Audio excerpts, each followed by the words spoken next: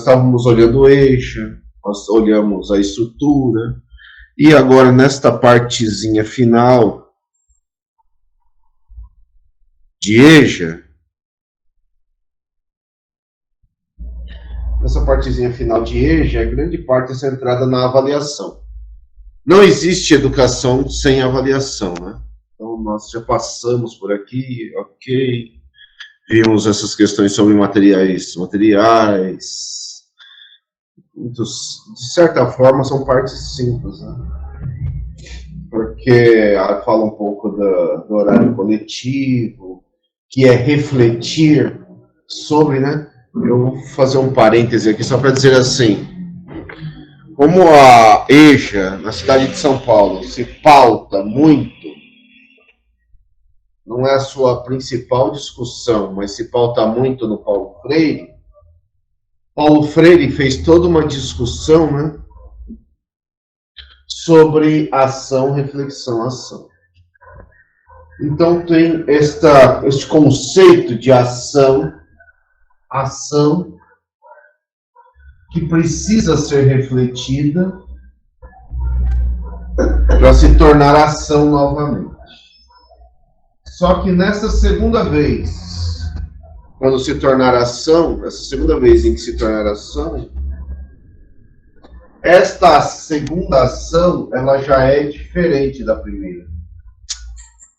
Porque ela é refletida. Então, nós fazemos uma ação, refletimos sobre esta ação, para que na próxima vez que nós formos agir, nós sejamos diferentes. Por isso, não à toa, na cidade de São Paulo, no próprio Estatuto do Magistério, toda a estrutura que nós temos legal da cidade de São Paulo, em 1989 e 90, na gestão do Paulo Freire, ele traz a necessidade do professor refletir. Que para nós aqui é traduzido na JEIF, né? A Jornada Especial e Integral de Formação. Eu sempre acabo dizendo assim, a JEIF, ela tem sido atacada em todos os governos. Então, todos os governos que têm passado, de certa forma ou de alguma forma, a JEIF tem sido atacada. Atacada no sentido de quererem diminuí-la. Até agora, nenhum governo conseguiu, né? Nós esperamos que sigamos conseguindo nos defender. Acabo sempre dizendo esta coisa, que é dizer assim, trabalhar na Prefeitura de São Paulo significa que o professor, ok, nós já vimos aqui, o professor é protagonista do currículo. O próprio currículo da cidade e outros tantos documentos da Prefeitura colocam o professor como protagonista do currículo. Legal. Mas só que para ser protagonista de alguma coisa, você tem que agir. E essa ação final aqui, a ação final, ela só pode ser pensada, refletida. Na cidade de São Paulo tem acontecido de basicamente, não sempre, mas quase todos os anos, há uma greve, há um movimento. Então, os professores da cidade de São Paulo são organizados, muito organizados. Nós somos, né? Não sei se somos totalmente, mas somos muito organizados. Então, reivindicamos, paramos, fazemos greve, enchemos o saco. E assim somos. Então, nós precisamos de pessoas que queiram entrar na prefeitura para também serem protagonistas. O currículo da cidade não fala dessa questão mais dimensionada que estou falando. Né? O currículo da cidade fala de um professor protagonista do currículo.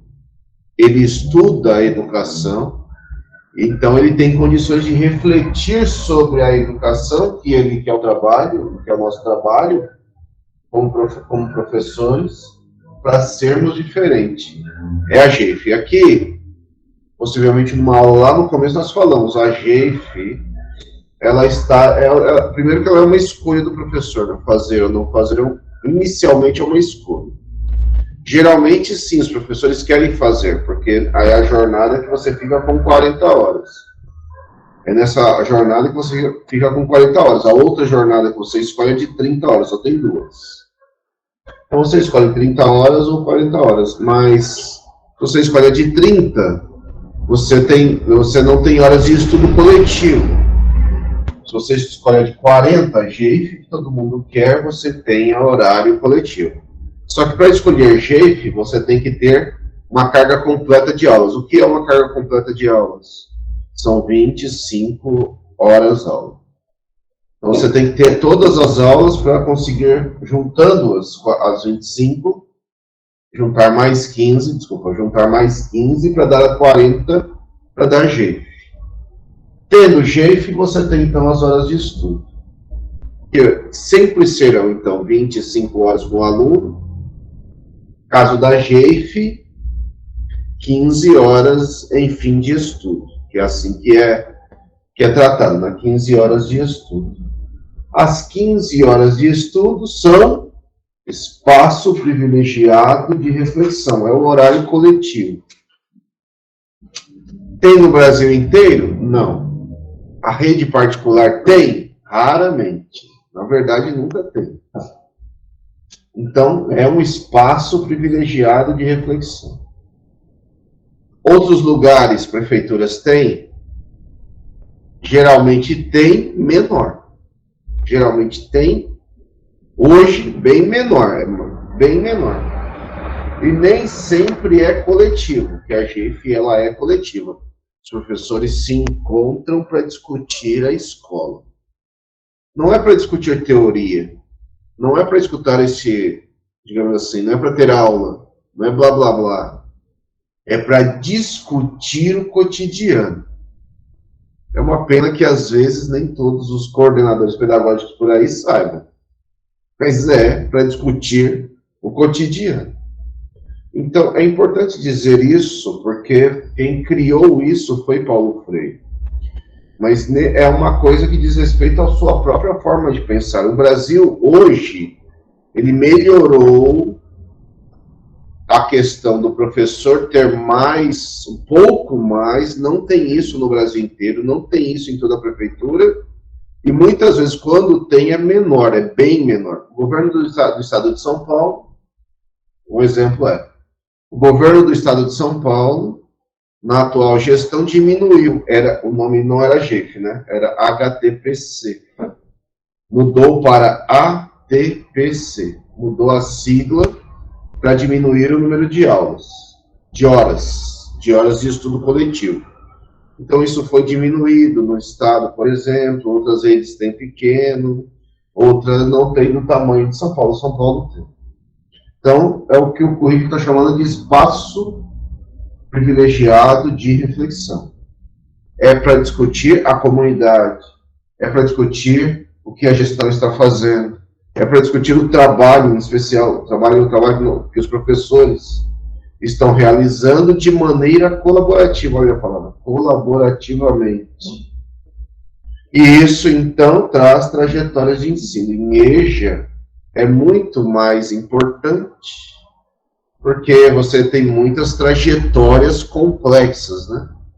São pessoas de, no mínimo, 15 anos que fazem EJA. Ela já tem 15 anos de vida, no mínimo, né? Ela pode ter 20, 30, 40, 50, 60, 90. Então, tem trajetórias grandes à sua frente que elas precisam ser discutidas, analisadas, para você encontrar o melhor caminho para a sua aula. EJA, é preciso olhar os materiais, a questão tempos, espaços. Tempos, espaço, você vê que olhar GEIF também é olhar tempo, né? Mas você sempre precisa ter na cabeça que a questão tempos, espaços, e dentro dos espaços materiais, sempre será contemplado em toda a discussão de currículo na cidade de São Paulo, ao longo de toda a história. A sala de aula não deve ser a mesma, o espaço não deve ser o mesmo, a escola não é repetição. A palavra rotina não é fazer todos os dias a mesma coisa. A palavra rotina, ela significa que você sabe para onde você anda. Você sabe para onde você está indo, e todos sabem. A palavra rotina, o exemplo mais simples é esse de hoje aqui. Ok, a minha tem um problema, já falo. Mas é isso que eu falei, falando assim, olha, hoje nós vamos olhar isso, isto e aquilo. Isso é rotina. Rotina é todo mundo, inclusive os alunos, saberem o que acontecerá. Talvez a grande questão é que a rotina piagetiana, colocada no currículo da cidade, ela vai dizer diferente a seguinte coisa: a rotina não é feita pelo professor. Aqui, mas você na escola, este é um tempo que você precisa sentar e se organizar com os seus. Na educação infantil, como já falamos, em especial a partir do momento do uso da linguagem, da fala, sentando em roda de conversa. Sentando em roda de conversa, o PEIF aqui vai pegar crianças de 4 e 5 anos. As crianças já falam, portanto, roda de conversa todo dia. Todo dia você precisa entender o que esses alunos sabem, que é uma parte importante, mas a outra parte importante é combinar com elas a rotina. Porque a rotina piagetiana, ela é combinada. Ela é a palavra que está aqui, é outra coisa, mas ela é assim, né? Colaborativamente, fazer com, fazer junto, combinado.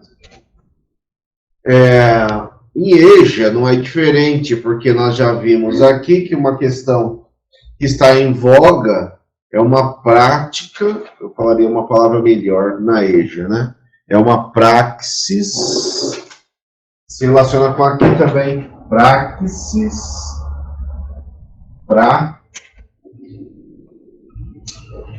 que é a praxis. A praxis é a junção da teoria com a prática. Aqui, olha, eu estou em ação. Esse primeiro A aqui, ação. Isso é prático. Mas só prático não tem movimento. A discussão é, toda prática precisa ser pensada, refletida. Toda ação depende da teoria. Toda ação depende da teoria.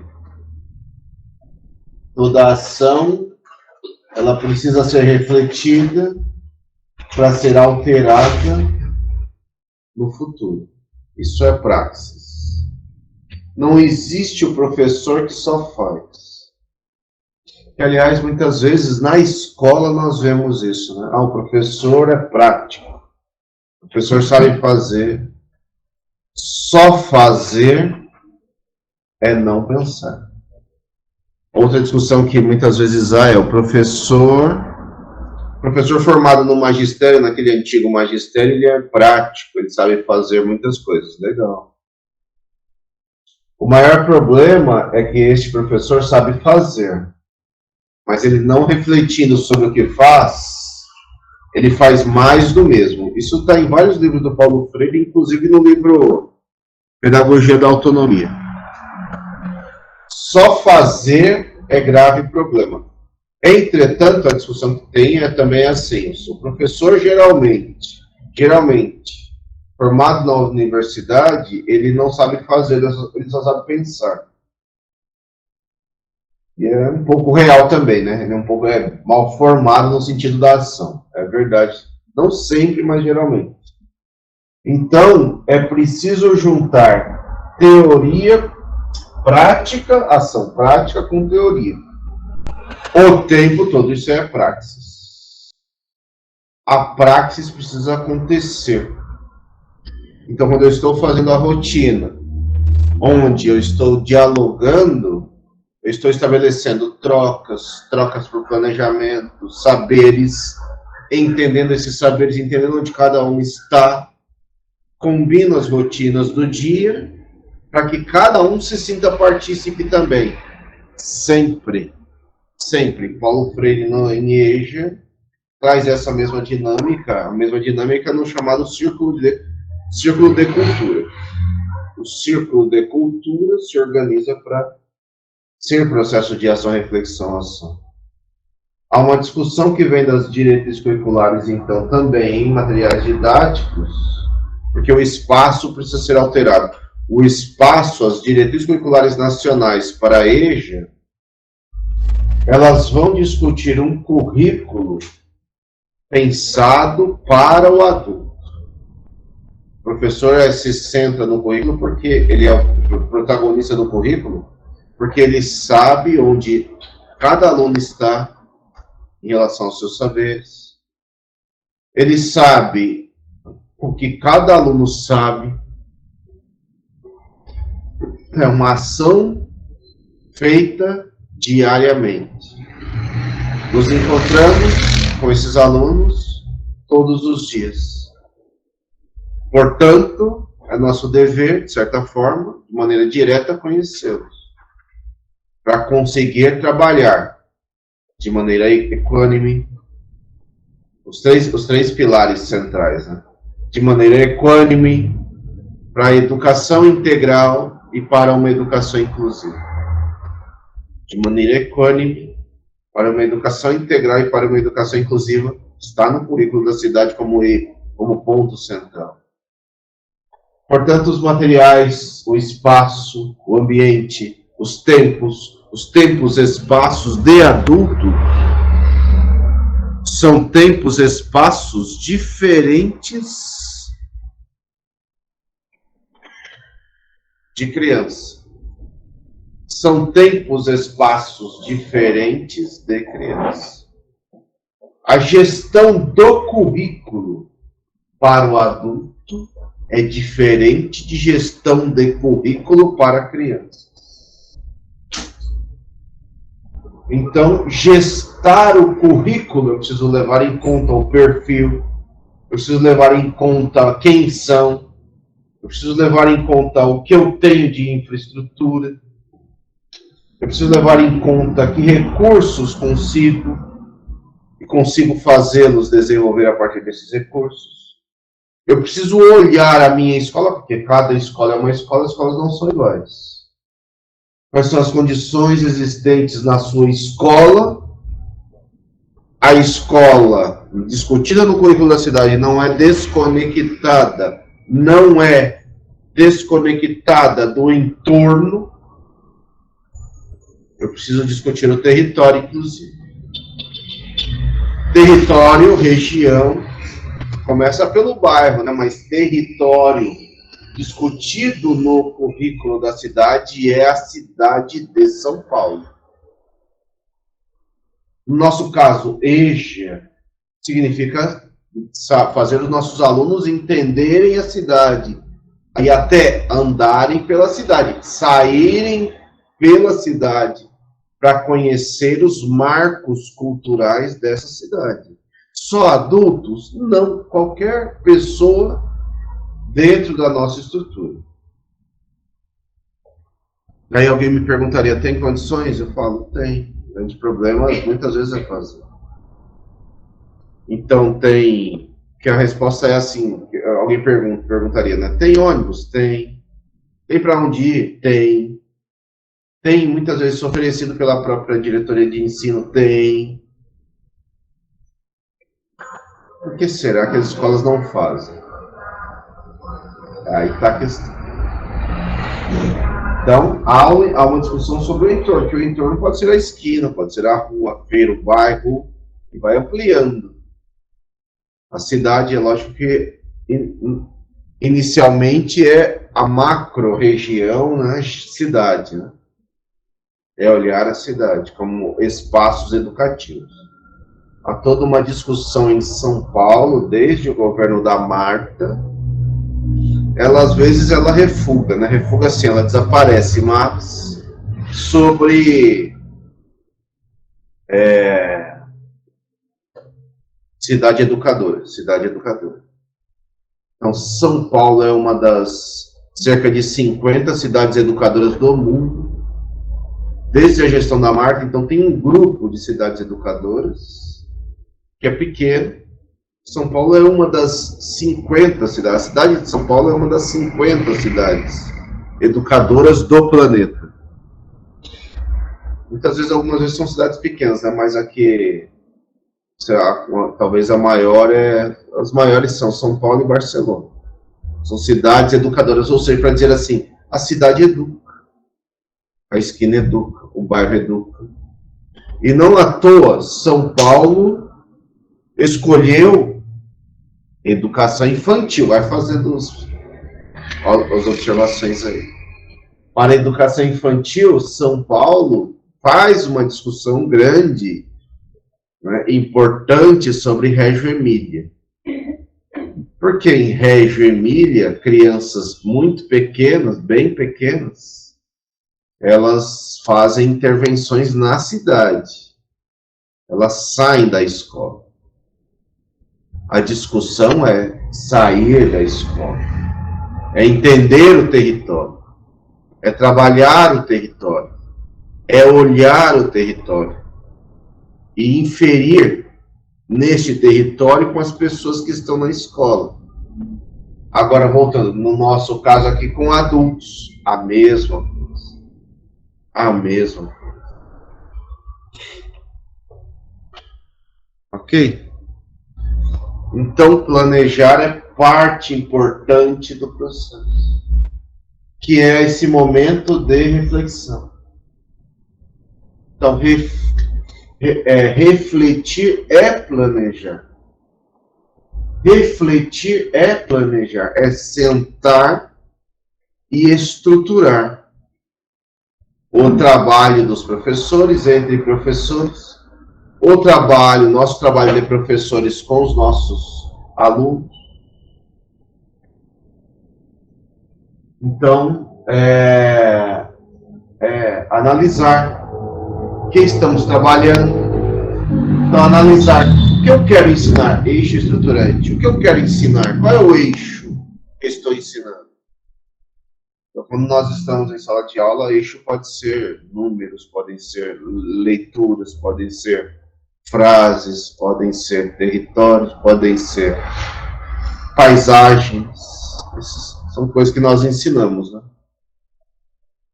Então, nesses eixos gerais, o que eu quero ensinar como um eixo geral, né, definido numa palavra.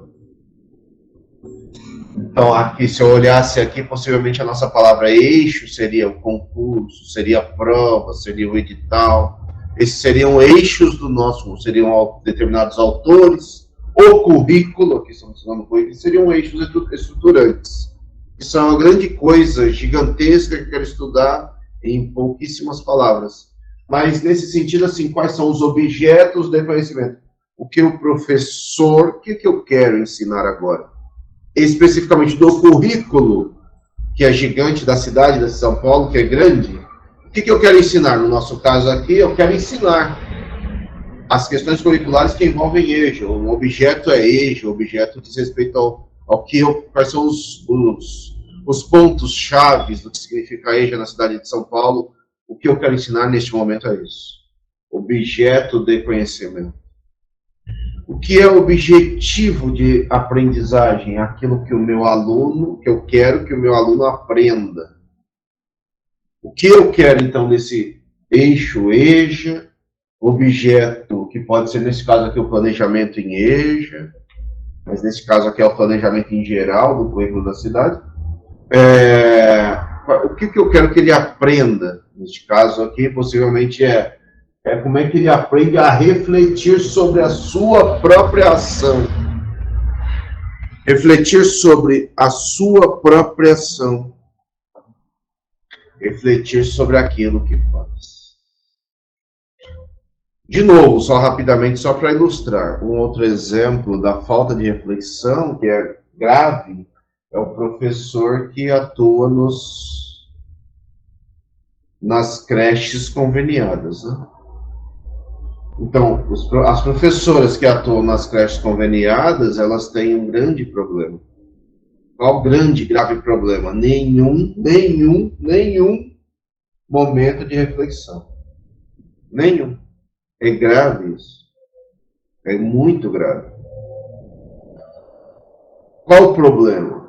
O problema é que as professoras em creche conveniada estão em situação, inclusive em situação de trabalho, né, nesse caso, situação de trabalho precária, né, elas estão numa situação precária. Precária até porque elas não têm estabilidade. Né?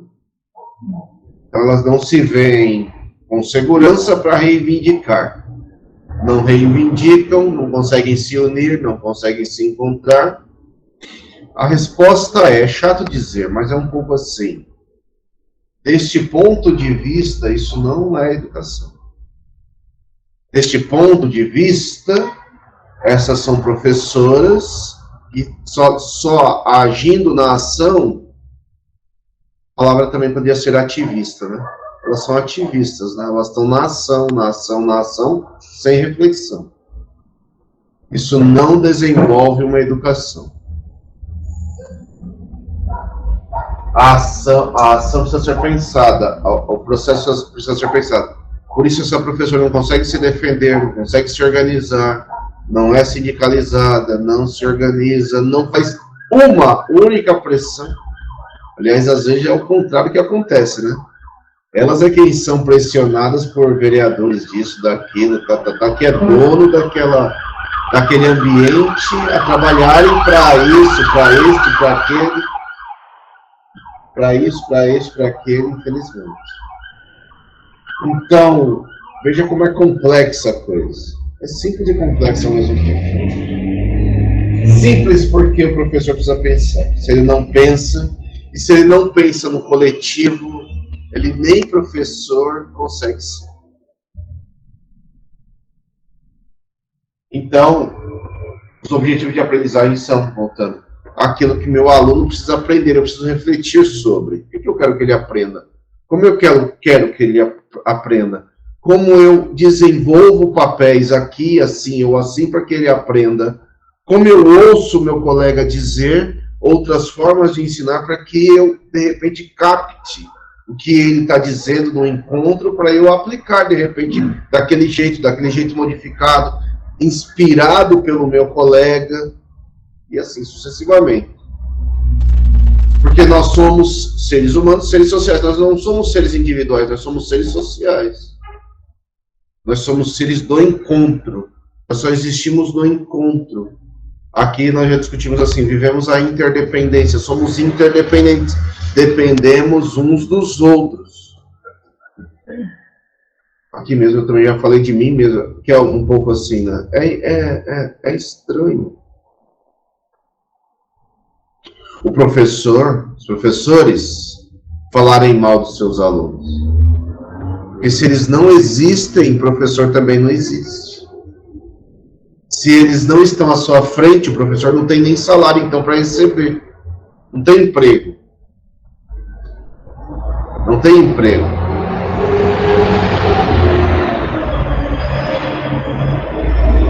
Um outro exemplo da mesma dessa coisa. Hoje, ser professor, hoje, possivelmente nos próximos 5, 6 anos, no Brasil ainda está simples ser professor. Por quê? Se você pensar em país, você tem inúmeros lugares do país onde falta professor. Então, ser professor no Brasil está simples. Porque você tem emprego. Você é formado professor, a não ser que você queira ficar concentrado numa cidade gigantesca como São Paulo, Rio de Janeiro, Porto Alegre, Belo Horizonte. Essas são cidades onde isso é mais... A questão do emprego do professor é mais complexa, porque são grandes cidades, tem muita gente formada nesses lugares. Mas do interior, os interiores de vários estados, não tem professor. E se especialista, menos ainda. E se especialista de algumas áreas, menos ainda. Matemática, por exemplo. Em todas as áreas de exatas e biológicas, faltam professores às toneladas. Ser professor hoje no Brasil é mais simples, por conta disso. Dá para você, então, se deslocar e arrumar emprego.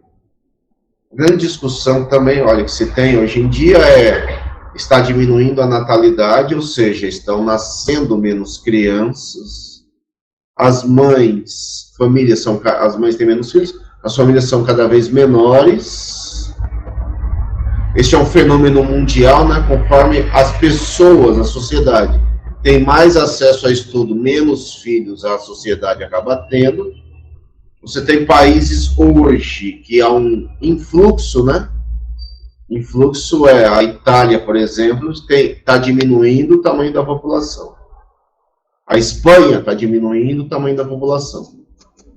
E outros países europeus estão diminuindo o tamanho da população. Ou seja, hoje lá, mais morre-se do que nascem pessoas. Então, há um influxo de pessoas. O Brasil não está nisso ainda.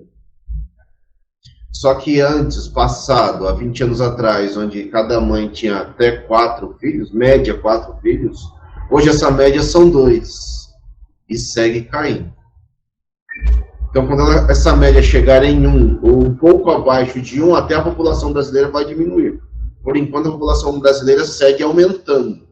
Por enquanto. Então, rapidamente, nos próximos anos, ela tende a diminuir.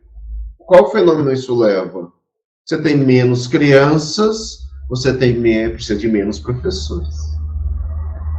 Então, haverá nos próximos anos, é um fato, digamos assim, uma espécie de seleção natural de professores. Porque aí já vai começar a acabar lugar para todos. O que eu estou dizendo com isso? É que nós temos que valorizar, inclusive, a nós mesmos, né? 2.200.000 professores na educação básica no Brasil, primeiro que não é pouco, mas segundo é entender que nós precisamos nos organizar, precisamos refletir, pensar, entender o que nós queremos fazer, ensinar. Ainda não entendemos. O que queremos ensinar e como ensinar. Qual qualidade imprimimos aquilo que nós ensinamos. E é por isso que eu falo sempre assim, é preciso que o professor estude. Sem isso, ele está fadado ao fracasso. Sem isso, ele não passa no concurso. Eu falo assim, e é fato, concurso é feito para passar. Concurso é feito para passar. Até falarem assim, às vezes é chato o professor não passar. Ok, não vai ter lugar para tudo, mas é chato não passar. Porque daqui a pouco você está diante dos seus alunos falando isso, né, para eles estudarem. Se você não estuda, como é que você fala? Professa aos seus alunos que eles têm que estudar. Se você não estuda. Concurso é feito para passar. Só que para isso você estuda. Você não estuda para concurso. Você estuda a vida inteira. Tem isso. E aí vamos nós aqui. Ok, tudo tem percal, o nosso curso aqui enfim, demora, né? Tá demorando para acabar. Mas as pessoas sabem o tamanho que é a turma aqui, por exemplo, presencial aéreo, o tamanho que é hoje. É diferente. Que significa que o professor brasileiro não estuda. Então, quem está aqui hoje é isso, é esse que nós precisamos como professores. Quem está aqui presencial hoje, mas quem está online também, online ao vivo.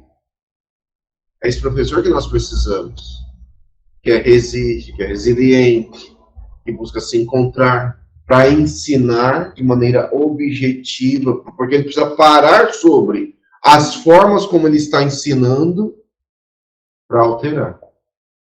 Ação, reflexão, ação alterada. Enfim, e olha, ele tem que olhar, então, além de olhar as formas como ele ensina, de maneira refletida, preferencialmente refletida com outros, o que ele está ensinando, né?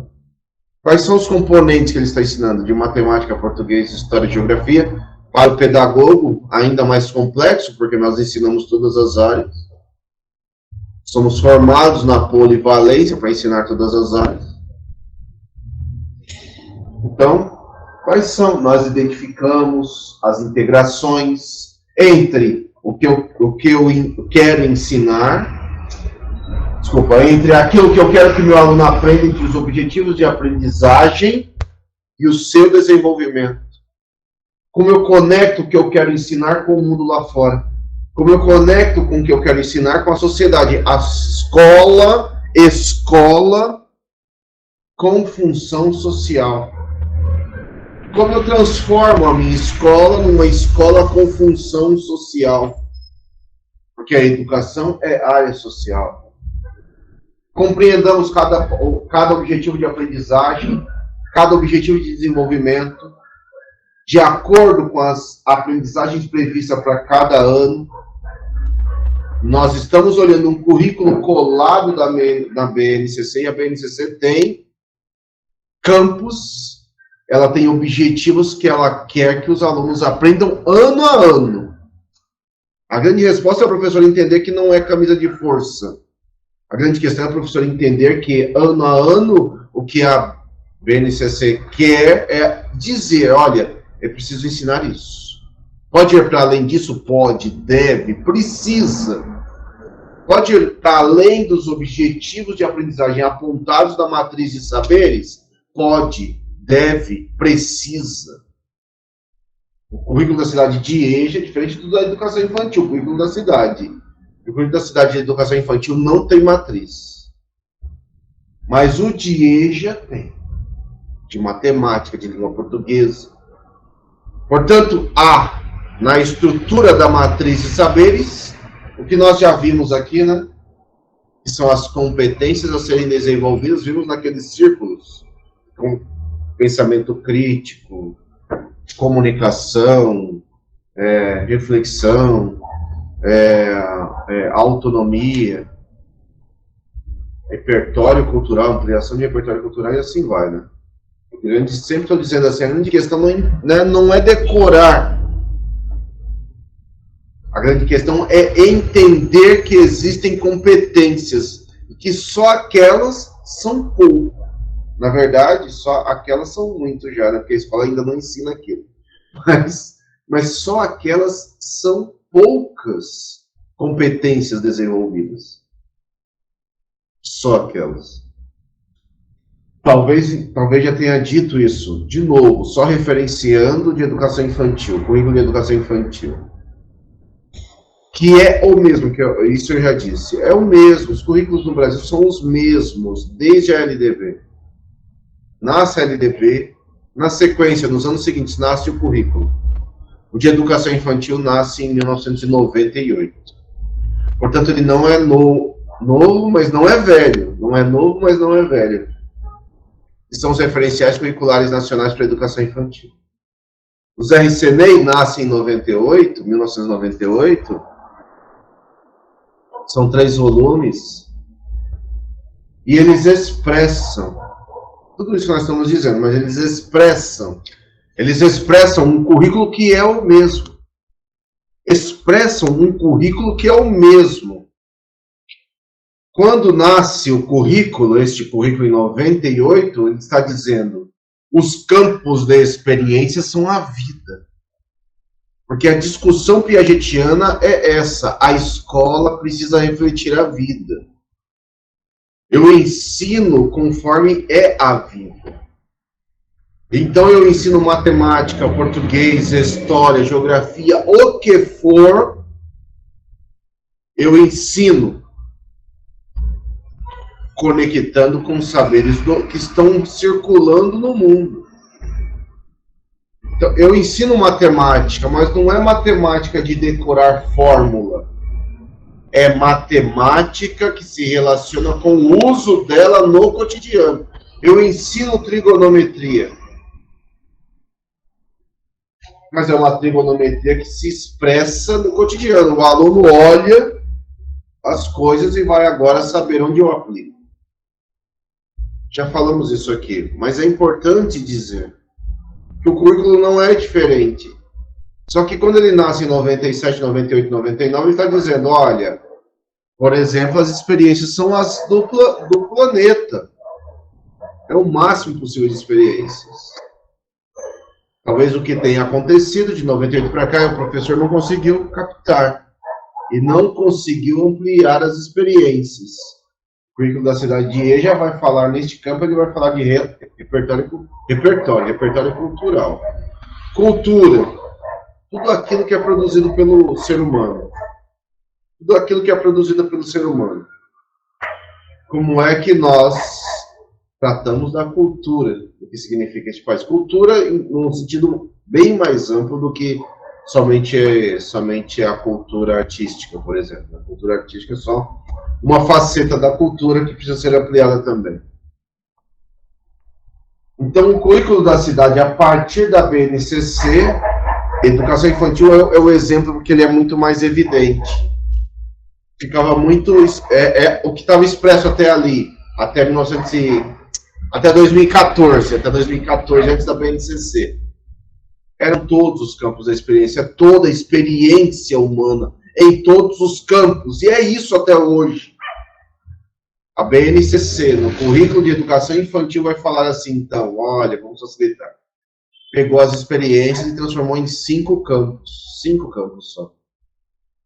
Ok, são experiências ampliadas, mas são só 5 campos de experiência de educação infantil. Então, simplificou, né? Para ver se o professor chega. Simplificou para ver se o professor chega. Porque eu estou falando de educação infantil porque esse é o mais evidente. Mas EJA não tem esse encolhimento. Né? Continuamos tentando trabalhar e buscando trabalhar com conhecimentos da maneira mais ampliada possível. Então, avaliar o que já foi aprendido, avaliar o que foi aprendido ao longo da vida, as experiências. Nós, professores, criamos estratégias de ensino, nós definimos o que vamos realizar, o que esperamos que os alunos façam, qual o tempo necessário para a execução das tarefas. Lembrando que a diversidade de atividade enriquece o currículo. Isso é importante, que até vai aparecer na sequência. Diversidade enriquece o currículo. Não é o tema diversidade, é a diversidade de ações, de formas de fazer, de olhar os materiais, de trabalhar com os materiais, as formas didáticas de ensinar as coisas. A diversidade de formas didáticas. Nós asseguramos o planejamento, no planejamento, asseguramos que o conjunto de atividades componha um percurso que a matriz de saberes quer assegurar quando ela fala dos objetivos de aprendizagem, porque os objetivos de aprendizagem estão dentro de uma matriz que tem uma tabela. Na tabela tem uma sequência didática. A sequência didática são códigos. Eu já disse aqui, é importante sempre frisar. Não é para nenhuma escola ou professor, ao planejar, ficar colocando código. Veja se está escrito aí para ele ficar colocando código. Está escrito? Não. Não é para ficar colocando código em diário eletrônico, onde for. Não tem nada a ver. Os códigos estão na BNCC e no currículo da cidade de Eja para dizer, há uma sequência didática, professor. Você pode seguir a sequência, ou não. Ou ainda, como é só base, criar outras. Espera-se que o professor crie, planejando coletivamente. Planejando coletivamente. E aí, de novo, tá aí, olha, não está escrito que é para colocar código. O código mostra a sequência didática dos objetivos de aprendizagem, daquilo que eu quero que o meu aluno aprenda. Só. E nós selecionamos materiais mais adequados para o trabalho, materiais tempos, espaços. Envolvamos os estudantes em momentos eles pensam, eles discutem, eles analisam, eles possam avaliar e que sejam percursos registrados. Não à toa, na cidade de São Paulo, geralmente sempre teve, nunca deixou de ter. Prova que te classifica dissertativa, né? Porque o professor registra. O aluno registra, o professor registra. Alguém poderia perguntar, a pergunta seria boa. Como é que o aluno de EJA registra se ele ainda não escreve? É uma ótima pergunta, inclusive para concurso. A resposta é, se ele ainda não escreve, quem registra o percurso é o professor. Quem registra o percurso é o professor. Nesse sentido, é o mesmo de crianças bem pequenas, hein? Crianças pequenas que ainda não escrevem. Não escrevem no sentido de escrever o código linguístico, né, da língua portuguesa. Não escrevem ainda o código linguístico, quem é o escritor delas? O professor. Eu já disse aqui, falando de educação infantil, até da escola onde dou aula. Às vezes o professor, você põe a lousa, o professor prega um monte de bagulho na lousa. Prega chamadinha, prega não sei o que lá, então ele escreve onde? Para as crianças. Na verdade ele está dizendo, eu não escrevo, aqui não se escreve, aqui eu não estou fazendo nada. Meu trabalho não está nem acontecendo. Porque se está o lugar de escrever, que é a lousa, não tem nada escrito, nunca, não escreve ali nunca, tem coisa errada. E gravemente errada. Que outra forma de registrar, inclusive assim, né? Mesmo que eu escrevesse aqui, uma outra forma de registrar poderia ser pegando o celular e registrando. Está registrado em 1 segundo. Está registrado em 1 segundo. Escrever aqui, eu falo, registre. É que o registro aqui das minhas aulas, ele é seu, ele é próprio seu, não meu. Que aqui todo mundo é alfabetizado, todo mundo é professor, todo mundo não é analfabeto funcional, como já discutimos aqui. Então, registre. Registrar não é copiar. Jamais é copiar. Registrar o que é significativo? O que é significativo? Para mim, para você, só pode ser para você, né? Por isso que eu falo, anote palavras-chave. Não no meio das suas anotações gerais, é lá no final. Pega uma folha no final, anota lá uma palavra. A avaliação é um ato pedagógico. Não existe educação sem avaliação. Não existe educação sem avaliação. Estamos em EJA. A avaliação, ela deve ser usando instrumentos os mais diversificados possíveis. Então, eu posso usar ditado, eu posso usar prova, eu posso usar trabalho, eu posso usar coisas escritas individualmente, posso escrever coisas feitas coletivamente, eu posso e devo usar para avaliar as mais variadas formas. E não somente uma. Que é a diversidade que acabou de ser dita ali anteriormente, aqui, no slide anterior. Então, avaliar é ato pedagógico. Avaliar subsidia as decisões do professor. Avaliar permite acompanhar a progressão das aprendizagens, acompanhar o grupo e acompanhar cada um. Avaliar permite compreender de que forma se efetivam e você propor reflexões sobre como se ensina, né? Na AG, coletivamente, você tem avaliações do percurso, como é que a sua sala está, como é que cada um está, Por que não estão aprendendo? Por que isso aqui é mais difícil do que aquilo ali para eles? Se aquela coisa é mais difícil, como é que eu vou então encontrar outras formas diversas para ensinar aquilo?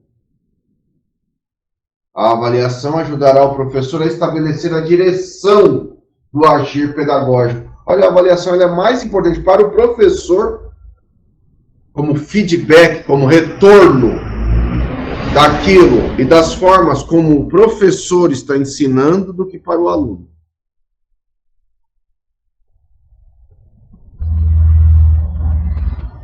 Lógico que para o aluno também é necessário dar feedback. Feedback não é só nota, né?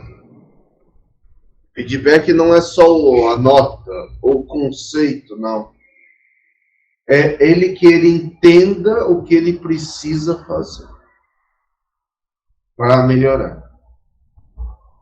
Portanto, não é número, mas isso não tem novidade nisso, né? Está na lei brasileira, né? Está na LDB, né? Você vai ali pelo artigo 24, 25 da LDB, está tratando ali de avaliação, está lá dizendo: a avaliação não é quantidade, a avaliação é qualidade. A avaliação é qualitativa, qualidade. A avaliação qualitativa é essa, dar feedback, dar retorno. Mas é retorno para o aluno, é retorno para o professor. É o que está dizendo aí. Então, é uma prática de acompanhamento do trabalho de ensino. Que significa que se o aluno está tirando 5 e você não acha legal, que é a nota dele, significa que você também está tirando 5. Significa que você está tirando 5 também. Se ele não está aprendendo, você não está ensinando.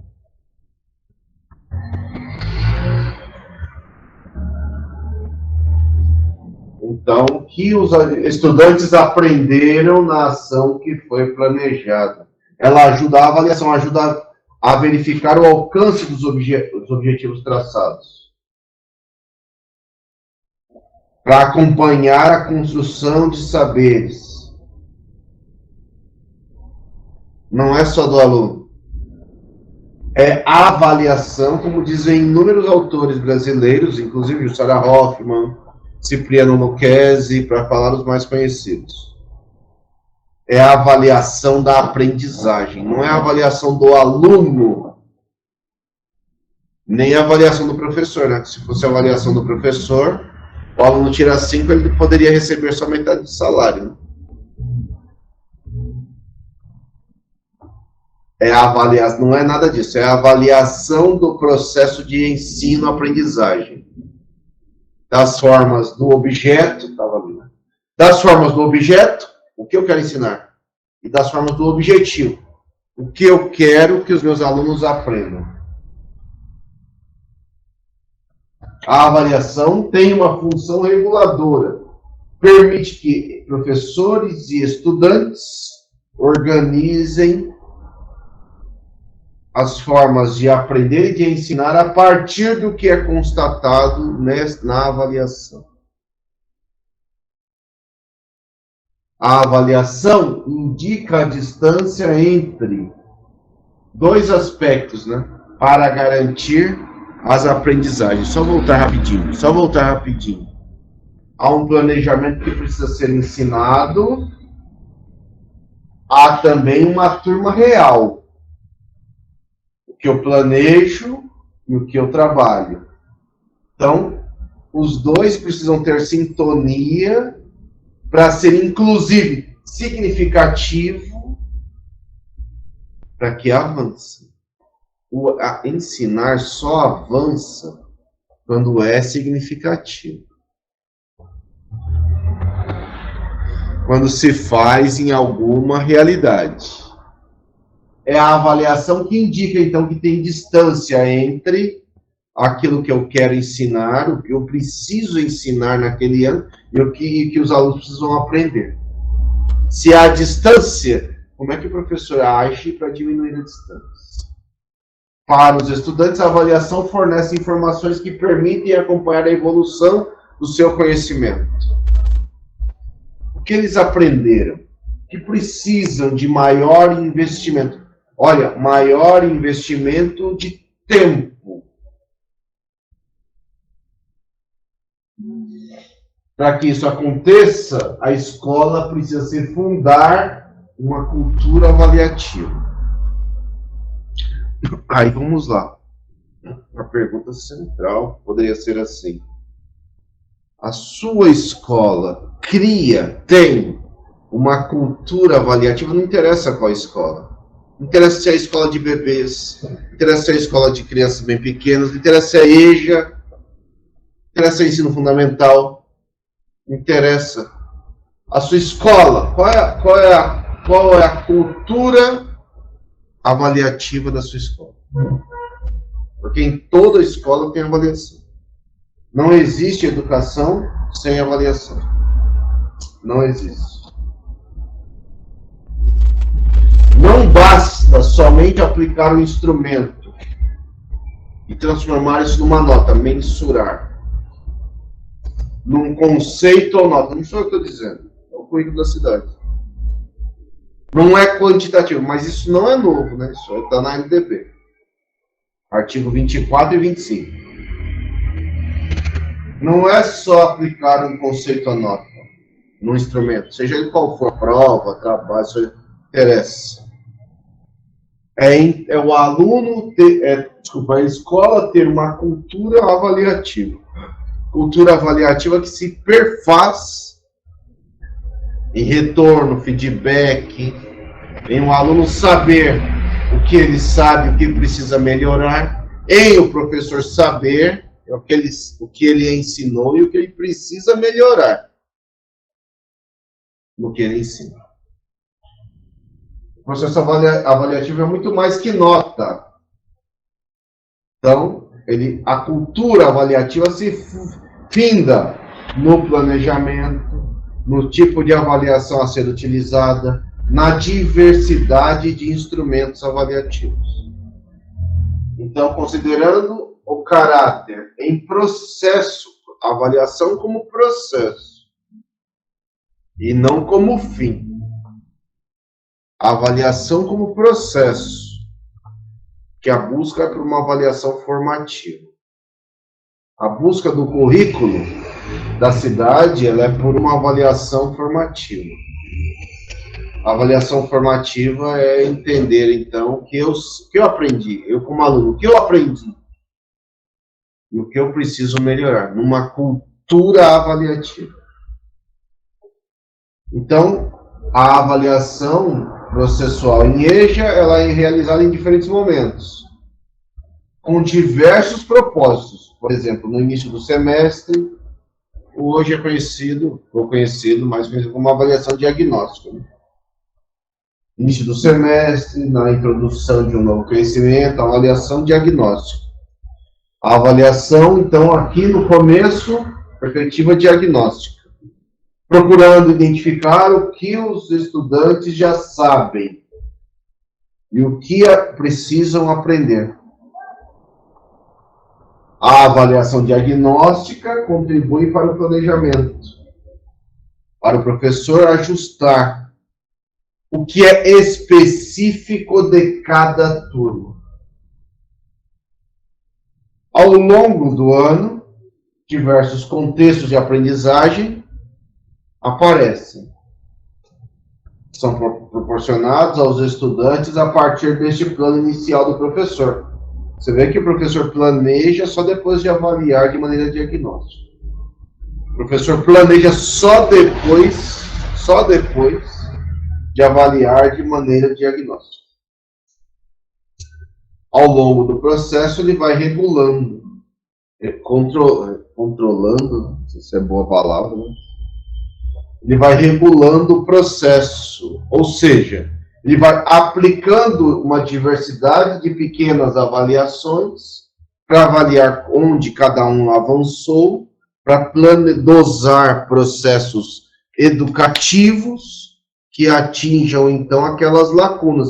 O que os alunos não estão aprendendo? O que eles não estão sabendo? Como eu ensino isso de outras formas também, de maneira diversa também, ensino também de maneira metodológica diversa para que eles aprendam a partir de maneiras diferentes que eu ensino. Como é que eu entendo que o planejamento esteja ajustado às necessidades de cada um e ao ritmo de aprendizagem? As pessoas têm ritmos de aprendizagem diferentes, né? Piaget, né? A escola questiona a avaliação. Eu falo, né? Já posso ter falado aqui, que assim, a avaliação ela precisa ser pensada como um espelho. Então, você se olha no espelho e vê que você não está legal, você faz alguma coisa com o seu visual para que ele fique melhor. Isso é avaliação. E você não precisa fazer prova todo dia para fazer isso. Você reflete, você tem a ação de ir até o espelho, e quando você tem sua imagem refletida, você pode fazer alguma coisa na sua imagem. Ao fazer, você muda a sua ação. A avaliação tem esse sentido. A avaliação unicamente tem esse sentido. Então, a avaliação não é ameaça de nenhum tipo de instrumento, né? Não é para usar só um tipo de instrumento, não é para fazer só prova. No Brasil, vários autores discutem isso, né? A própria Jussara Hoffmann discute isso muito, né? No sentido assim, a Jussara Hoffmann é uma piagetiana, ela discute isso em vários livros. Ela discute a necessidade de usar o maior número possível de instrumentos. Então, tem gente que acha que o construtivismo é o aluno construir e constrói de qualquer jeito. Não tem nada a ver isso. Isso é só de quem nunca leu. Isso é de quem nunca estudou. A visão construtivista é uma visão de co-construção. Porque à medida que o meu aluno constrói os seus conhecimentos e os seus desconhecimentos, ou seja, aquilo que ele não sabe, eu também me construo enquanto pessoa, enquanto professor. Então, aquilo que eu estou deixando de ensinar, que não estou ensinando direito, também diz quem eu sou como professor. É processo que é lado a lado, né? Então, não é só do aluno. Se ele não está aprendendo, é um problema, é grave problema meu. Nesse caso de ensino. Então, a avaliação não é ameaça. Ela é mais uma forma do aluno se olhar para alterar as formas de aprender, para alterar o que fazer, para aprender que aprender a aprender, um dos pilares da educação, que aprender a aprender é um processo duro, mas necessário. O ser humano não estuda por natureza, assim como não faz exercício, assim. Por natureza, o ser humano come, dorme. Por natureza, o ser humano não nasceu para estudar. Ele estuda porque ele resolveu viver em sociedade. E para viver em sociedade, aqueles que estudam, aqueles que entendem que estudar é importante, de maneira contínua hoje. E para toda a vida hoje, ele está 10 mil passos adiante. Então, porque nós escolhemos, como seres humanos, vivermos em sociedade. Vivermos em grandes conglomerados, como vivemos hoje em dia. essa foi uma escolha, até porque nós descobrimos que viver assim nos faz viver mais tempo, né? O ser humano nunca viveu como agora, né? Ok, há vários avanços da medicina e de outras áreas, da ciência. O meu ser humano nunca viveu tanto ao longo da história, né?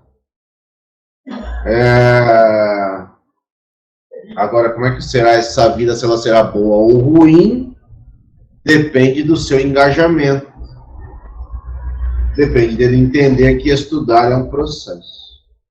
Ele só pode entender como estudar avaliando, parando e avaliando, parando e avaliando. O estudante de EJA tem um histórico de exclusão da vida escolar. Ele está sempre vulnerável à evasão, a desistir diante de possíveis maus resultados. Que a escola já foi cruel com ele, porque a escola já o excluiu no passado. Já devo ter dito aqui, mas é importante dizer. Nós esperamos que EJA nem exista um dia. Estamos longe disso. Num país com 11 milhões de analfabetos. E mais, alguns estudos vão falar 40 milhões de analfabetos funcionais, mais 40 milhões de analfabetos funcionais adultos. Então temos tudo por fazer no Brasil. No Brasil tudo está ruim. Não é de agora. Ao longo da história do país. Tudo ruim. É que agora está pior, né? Mas está tudo ruim. A história do Brasil nos traz uma história ruim. Então, isso não quer dizer que não se possa avaliar ou ter atitudes paternalistas. É considerar a avaliação como diagnóstico. É possibilitar que o que foi aprendido pode ser dialogado. O que não saber sobre o que foi aprendido, dialogar sobre o que foi aprendido e não aprendido. É necessário buscar variadas estratégias para avaliar, levando em conta as experiências e os perfis dos sujeitos, dos estudantes, né? Os estudantes. Avaliar é mais que atribuir notas ou conceitos. Avaliar é acompanhar o processo de ensino-aprendizagem. Já disse, o Coimbra já disse isso, mas repete, né? É repetitivo, né? Regulando a ação docente a partir dos indicadores, desses resultados. Regulando, né? O professor a ver que ele não ensinou isso, então ele tem que ensinar de outras formas. O processo é cíclico e envolve diferentes contextos de avaliação. Feedback aos estudantes. Devolutivas. Replanejamento do ensino. E aí vai aparecer, então, aqui o fluxograma. Lá no currículo da cidade aparece esse fluxograma, né? Eu avalio, então, você vê que as setas, e é cíclico, né? Acabou de dizer. É cíclico, né? É um ciclo que não para nunca. Eu avalio de maneira diagnóstica, eu planejo, eu replanejo, eu planejo, eu avalio de maneira diagnóstica. Eu tenho um diagnóstico pronto. Que meus alunos sabem, o que não sabem, o que cada um sabe, o que não sabe. Aí sim eu planejo. Aí sim eu, se necessário, se estou numa etapa mais avançada, eu replanejo. Mas o planejamento só existe a partir do diagnóstico. Então, eu planejo, eu replanejo. Aí eu vou lá e ensino. E faço vários tipos de avaliação. E uso vários instrumentos de avaliação. E depois disso, dou o retorno. Dou a devolutiva. Que não é só um número, não é só nota ou conceito. E aí reinicia, né? E aí, então eu estou dando feedback, eu estou vendo onde cada um está na sua formação. Onde cada um está na sua formação. Então eu preciso, de novo, de diagnosticar mais uma vez o tempo todo. Apesar de o ensino ainda estar organizado em bimestres, isso não é final. Vamos voltar aos professores muitos de nós trabalham em creche conveniados, que eu estou falando assim, o sistema é cruel contigo. Na creche conveniada, o professor não tem tempo. Então ele não tem reflexão coletiva, não tem momento de fazer avaliação. A avaliação na educação infantil se dá mediante observação e registro. Mediante observação e registro. Eu observo e registro. De várias formas posso registrar. Você nem tem tempo para isso. Aí o currículo da cidade de educação infantil vai falar assim, qual é o registro na educação infantil? É o registro realizado no diário de bordo. É o registro realizado no diário de bordo. Aí se você lá nem tem tempo para fazer esse registro. Aí a enganação é um pouco assim, o menino dorme, aí você vai fazer isso. Isso é enganação da enganação. E se você estiver registrando e o menino dormindo, engasgar e morrer, você vai ver que se você não vai ter problema. Quer dizer, você não faz, no final você não faz nenhuma coisa nem outra, né? Porque ninguém faz duas coisas ao mesmo tempo. Ninguém. Que dizem por aí, os seres comuns dizem assim, né? Homens só fazem uma coisa por vez. Isso já é constatado. Homem só faz direito, mais ou menos, uma coisa por vez. Se fizer duas, nenhuma das duas sai direito. Mas as mulheres podem fazer duas, três coisas ao mesmo tempo. Legal. Mas não exatamente sai bom. Então, o homem já é constatado. Das mulheres, o homem só pode fazer uma coisa por vez. Isso é um fato. Agora, as mulheres, nem sempre isso dá certo. Então, não dá para olhar bebê dormindo, criança dormindo, e você querer fazer, anotar coisas. Né? Quando dorme, né? Porque às vezes o menino anda, começa a andar nessa hora. Começa a acordar o outro, começa a falar sozinho, a correr. Quando dorme. Então, tem isso também. Quando dorme, se dorme. Então, isso não é ação, reflexão, ação. Isso não é avaliação.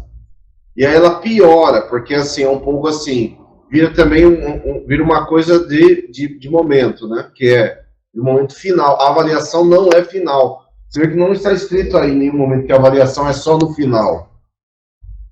Porque a avaliação lá, de novo, só para ilustrar, na educação infantil, não é, a gente acaba virando aquela negócio no final do semestre e no final do ano.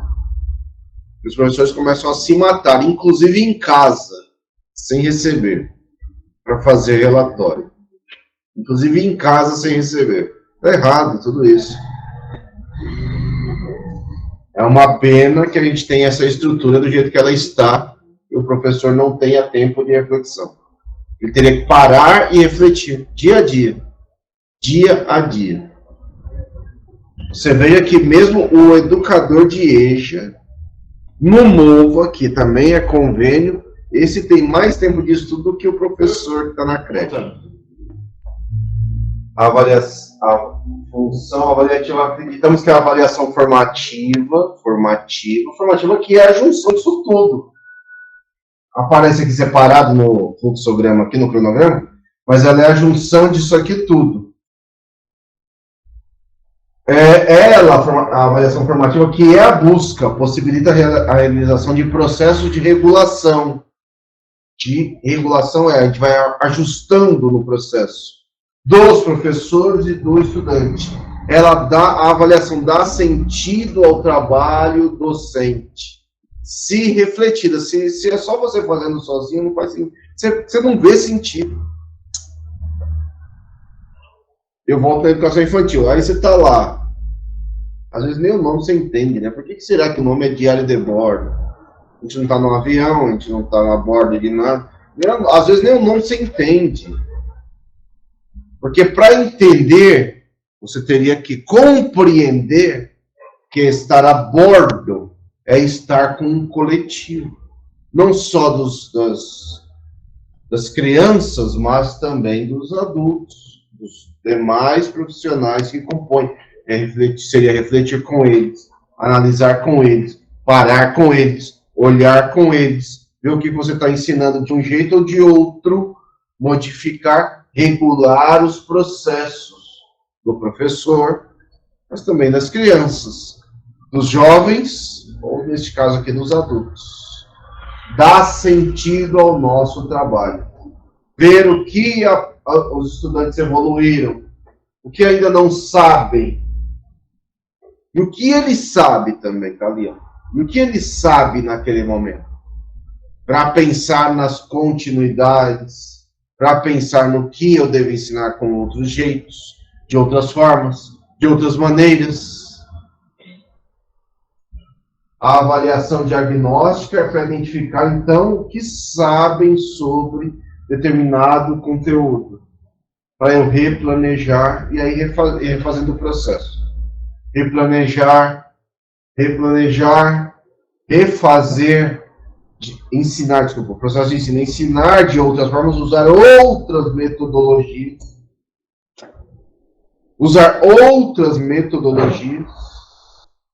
para, de novo, avaliando com vários instrumentos, avaliação cumulativa, avaliando com vários instrumentos, avaliação cumulativa. Obter outros resultados. Ao obter os resultados, eu dou feedback, dou devolutivas e reinicio a avaliação formativa.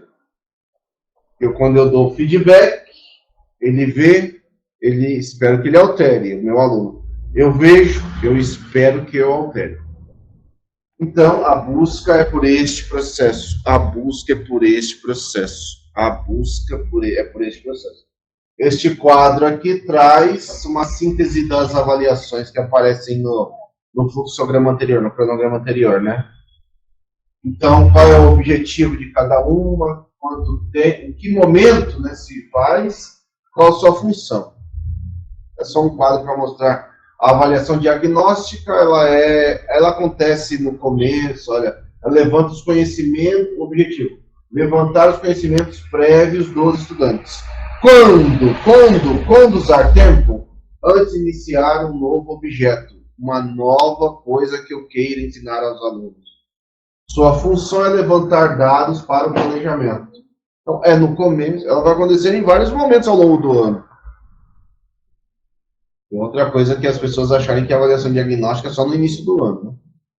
Se eu ouvi falar de avaliação diagnóstica no começo do ano, e depois nunca mais. Então tá errado, né? Todo momento, qual o tempo? Todo momento em que eu quero ensinar uma coisa nova, eu tenho que partir de uma avaliação diagnóstica.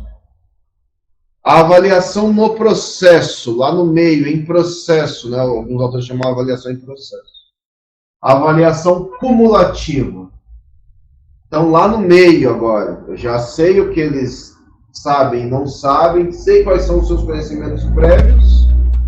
Agora, lá no meio, eu já ensinei, eu quero verificar o que eles aprenderam daquilo.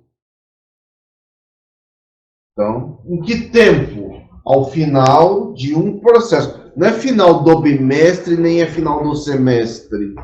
É final de uma determinada coisa que eu ensinei. Portanto, pode ser daqui uma semana. Pode ser daqui um mês. Depende de quanto tempo eu levo para ensinar aquilo. Então, a avaliação cumulativa no final de uma temática que você trabalhou. Qual a sua função da avaliação que vai se acumulando? Então, são várias, né? Se ela está se acumulando, porque você tem um conjunto com instrumentos diferentes. É verificar se há necessidade de retomada ou não. Então, não é só nota, é feedback evolutiva para os alunos trabalharem e para eu trabalhar outras formas de ensinar aquilo que eles não conseguiram captar, que eles não conseguiram aprender. E a avaliação formativa, enfim, ela é a junção, um pouco a junção dessa e de outras, né? De acompanhar as aprendizagens, durante, ela acontece a todo momento. Muitas vezes ela nem sempre eu preciso de papel para realizá-la.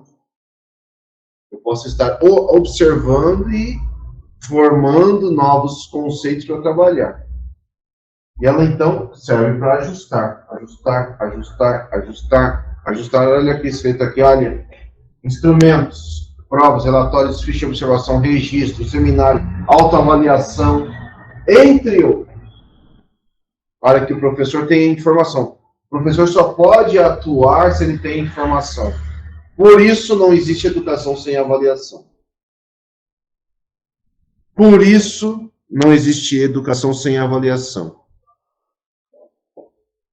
As decisões não envolvem somente professores e estudantes. O processo avaliativo deve engajar toda a equipe gestora, toda a equipe docente, com aprendizagens dos estudantes, levando a decisões coletivas, em que todos são importantes. Aqui está falando. Falamos do professor porque é ele que está na sala de aula, mas a aprendizagem não é só sala de aula. A aprendizagem é corredor, a aprendizagem é pátio, a aprendizagem é parquinho, a aprendizagem é sair da escola, a aprendizagem é esquina, é território, é quando os estudantes aqui adultos vão lá buscar a merenda. Que adiantou você fazer discussões sensacionais?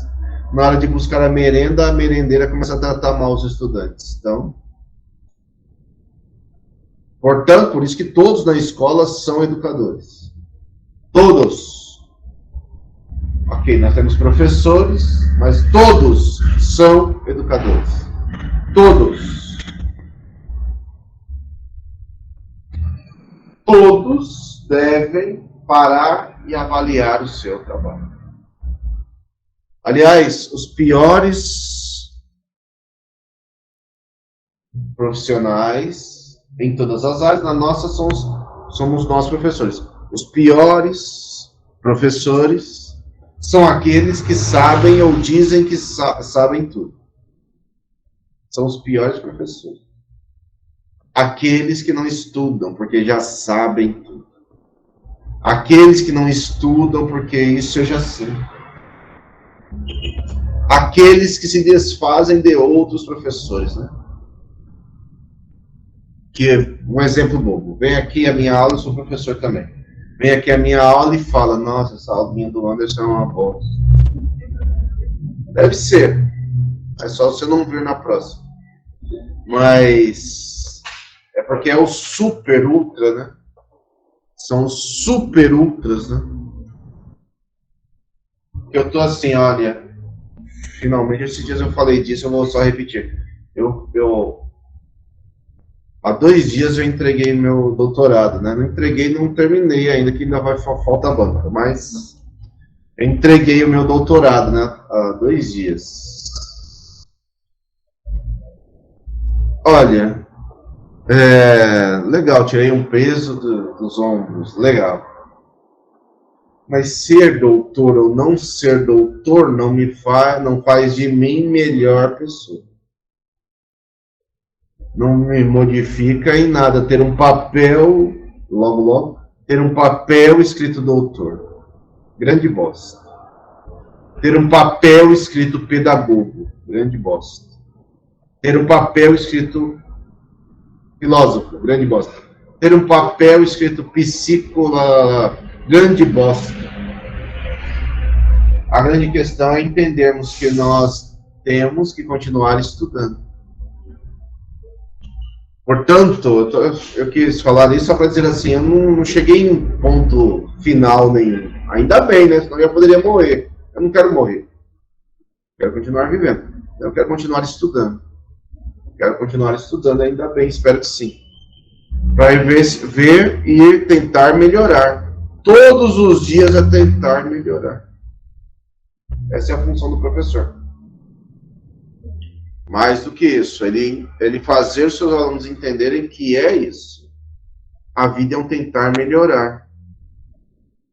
Qual o problema da escola pública? Olha, tem muitos problemas, mas eu falaria assim, tem um problema que parece duro dizer. É duro dizer. Porque tem muitos profissionais que se ancoram, passei no concurso, não preciso fazer mais nada da vida. E ferra com tudo. E destrói tudo. É isso que precisa mudar. Você está estável para você conseguir parar, pensar, refletir, questionar, saber, né? Saber que diretor não manda em escola. Eu sou diretor não manda em escola. É lei isso. É difícil saber entender a lei. Então, é tudo isso. Né? Você tem estabilidade para isso, para que o seu diretor fala bosta, você contrapõe. Você contrapõe na mesma hora e ponto final, não tem discussão. Desculpa, não tem discussão. É tem discussão. Vamos discutir.